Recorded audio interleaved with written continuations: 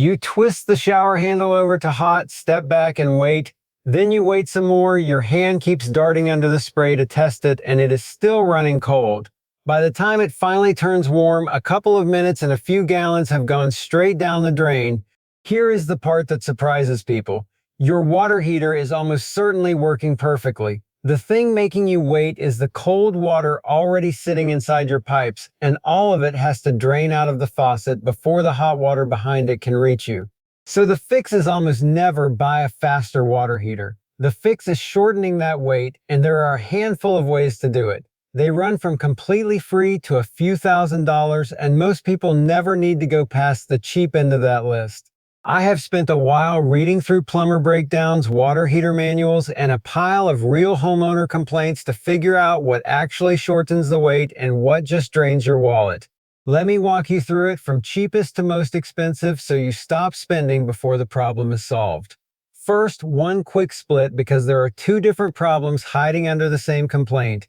If your water gets fully hot but takes forever to arrive, that is a delivery problem, and almost everything in this video is about fixing it.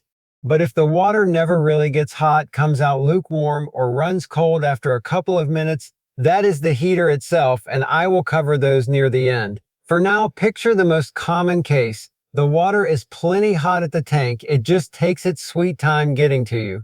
Here is why distance matters so much. The hot water has to travel from the tank, through the walls and under the floor, all the way to your faucet.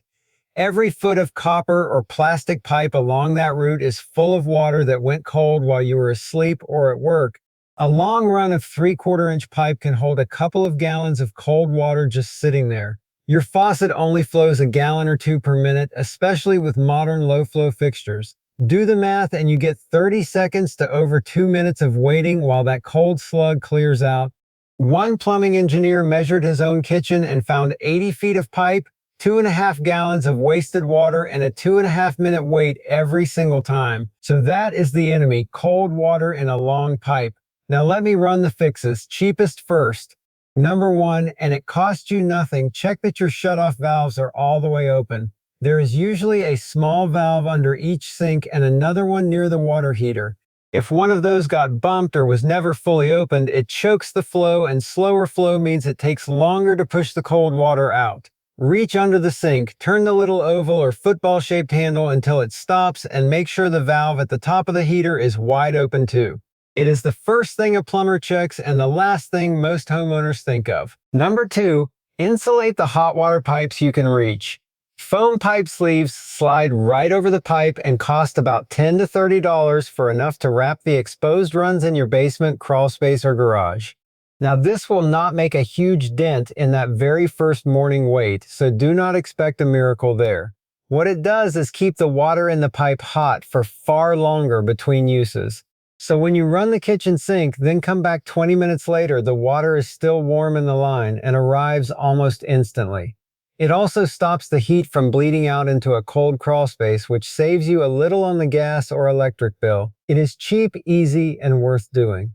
Number 3, if the problem is really just one faraway bathroom or a kitchen at the opposite end of the house, look at a point-of-use water heater. This is a small tank or a little tankless unit that mounts right under the sink or in a nearby closet and heats water on the spot.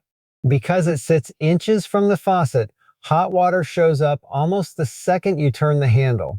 Equipment runs somewhere around $150 to $500 plus installation if you are not handy with wiring or plumbing. It is overkill for the whole house, but for that one stubborn fixture that is 50 feet from the heater, it solves the problem cleanly. Number 4 is the big one, the upgrade most people are actually searching for, a hot water recirculation pump. Instead of letting hot water sit and go cold in the pipes, the pump keeps it gently moving in a loop, so hot or nearly hot water is always waiting at the tap. A good system can cut your wait by up to 90% and put hot water at a distant faucet in under 5 seconds. Let me break down the two kinds because the price gap between them is enormous. The first kind is a comfort system, sometimes called a crossover system. This is the retrofit version for a house that already exists. The pump mounts on the water heater and a special valve goes under your farthest sink. That valve uses your existing cold water line as the return path, so cooled off water loops back to the heater through pipes you already have. No opening walls, no new plumbing. A kit runs about $100 to $500. A professional install is often under $100 because it only takes about half an hour, and a handy person can do it in roughly an hour. You do need a regular electrical outlet near the heater to plug the pump in. The second kind is a dedicated return line, and this is the gold standard. It uses a separate pipe that runs from your farthest fixture back to the heater, making a true loop just for hot water. It works beautifully, and it does not warm up your cold water at all. The catch is the price. Running that extra pipe usually means opening up walls and floors, so a dedicated loop typically lands somewhere between $2,000 and $7,000. That is why you mostly see it go into new construction or a major remodel when the walls are already open. Now, before you order a pump, you need to hear the honest downside because nobody selling these mentions it. That comfort or crossover system pushes warm water back through your cold water line. So when you go to get a cold drink, the cold tap runs lukewarm for a bit until the cool water catches up. Some people barely register it and shrug it off. Others find it genuinely annoying, especially in summer. The fix is to not run the pump around the clock. Most good systems come with a timer, so you can set it to run only during your busy morning and evening hours, or they use an on-demand button you press at the faucet, which runs the pump just long enough to bring the hot water and then shuts off. The on-demand button is the best of all of them. It barely uses any electricity, and it hardly warms the cold line at all. Run a pump non-stop and you might spend around $46 a year on power. Put it on a timer or a button and you are looking at just a few dollars a month. Number 5 only applies if you are already tearing into the house. If you are remodeling or building, the most complete fix of all is to move the water heater closer to where you actually use hot water, or to run shorter and narrower pipes to your fixtures.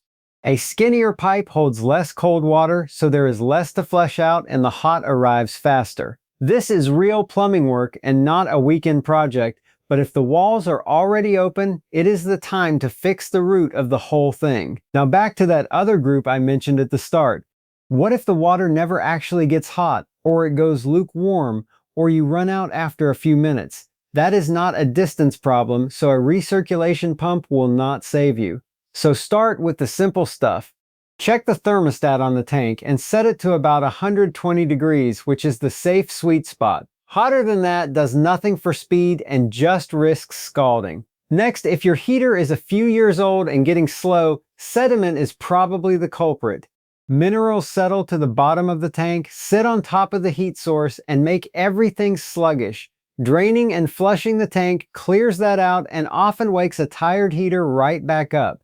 And if your hot water suddenly started running out fast and you spot little white plastic flecks in it, your dip tube has likely broken. That is a cheap part, around $10 to $25, that sends cold water to the bottom of the tank to be heated. When it cracks, cold water shortcuts straight to your hot tap. It is easy enough to swap out yourself. So the weight was never really about the heater, it was the cold water sitting in the pipe and the distance it had to travel to reach you. Open the valves all the way, wrap the pipes you can get to, and if you want hot water waiting at every tap, a recirculation pump on a timer or a button handles it. The cheap crossover kit covers most homes just fine. I have put links to foam pipe insulation, a couple of recirculation pump kits, and the under sink point of use heaters in the description, sorted cheapest to most expensive. Start with the cheapest fix that matches your problem and work up from there only if you need to.